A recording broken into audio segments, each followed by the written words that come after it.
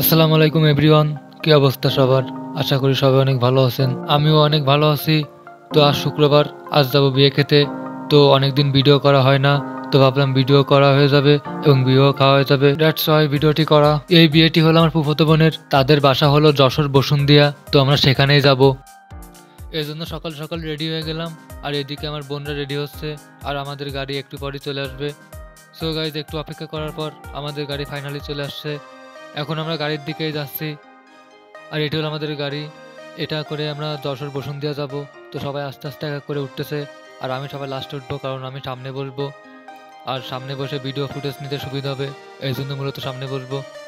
আজ সকাল থেকে অনেক বৃষ্টি হচ্ছে, তো রাস্তাঘাট আগের তুলনায় অনেকটা ফাঁকা। তো আমরা হয়তো সহজে বসুন্ধিয়া চলে যেতে পারবো। ফাইনালি আমরা গাড়িতে উঠে পড়লাম। তো আমরা এখন বসুন্ধিয়ার দিকে রওনা দিলাম। তো দেখতে দেখতে আমরা পাকার মাথায় চলে আসছি। পাকার মাথার রাস্তাটা কেমন তাই একটু আপনাদেরকে দেখাই। অনেক ভাঙাচোরা, তো দেখেন আপনারা।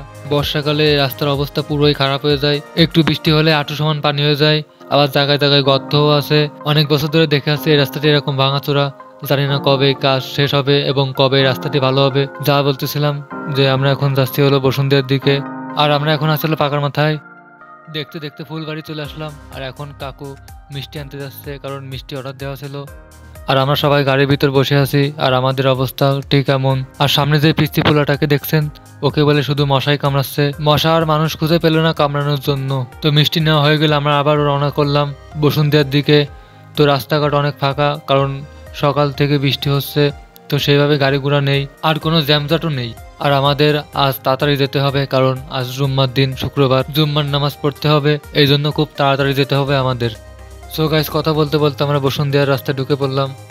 এটি হলো গ্রামের রাস্তা, আর এই রাস্তাটি গিয়েছে গ্রামের ভিতর দিয়ে। দুই পাশেই বিল, আর মাঝ দিয়ে এই রাস্তাটি গিয়েছে। আর এই দেখেন বিল। এরকম পরিবেশ আপনাদের কাছে কেমন লাগে কমেন্ট করে জানাবেন। আমার কাছে খুব ভালোই লাগতেছে আজকে, কারণ ঠান্ডা ঠান্ডা আবহাওয়া, আর সকাল থেকে বৃষ্টি হচ্ছে। আর এই বৃষ্টির কথা না বললেই নয়, এই বৃষ্টির নাম জানি না ঠিক, কিন্তু যেই নদীটি দেখতে পাচ্ছেন এটি হলো ভৈরব নদী।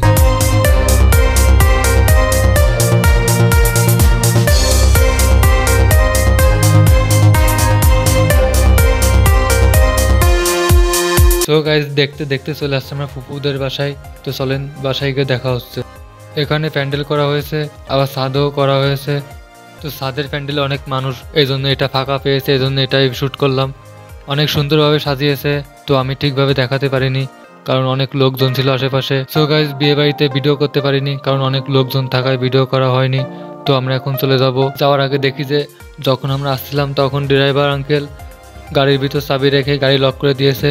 তো তাকে একটু ভয় দেখালাম। আমরা কিন্তু আগে থেকে গাড়ির চাবি বের করে নিয়েছিলাম। তো তাকে একটু ভয় দেখানোর জন্যই বলছিলাম যে গাড়ির চাবি কই, এখন কি হবে, এটা একটু মজা করলাম তার সাথে। সো গাইজ, আমরা এখন চলে যাচ্ছি বাসার দিকে। তো এটা আর একটা ব্রিজ। তো আমরা যে রাস্তা দিয়ে আসছিলাম তার বিপরীত রাস্তা দিয়ে যাচ্ছি বাসার দিকে।